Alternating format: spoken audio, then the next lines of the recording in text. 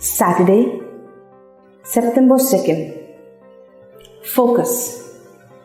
From the one who has not, even what he has will be taken away.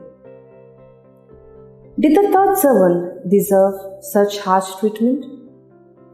Today's gospel drives home 2 points through true wrongs.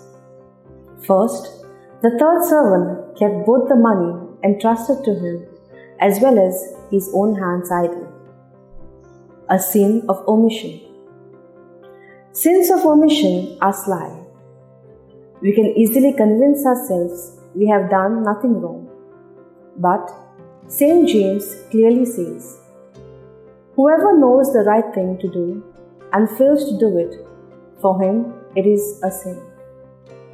According to the first principle and foundation of St. Ignatius, all the things in this world are gifts of God, presented to us so that we can know God more easily and make a return of love more readily.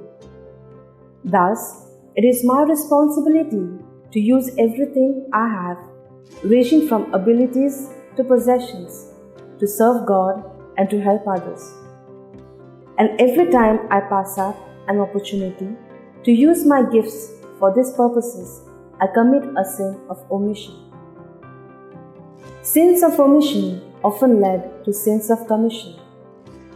This servant, in an attempt to defend himself, insulted the master, and this was his second wrong act.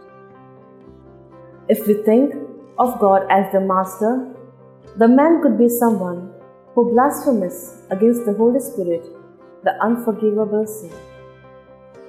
Fruit. Which of God's many gifts have I buried underground?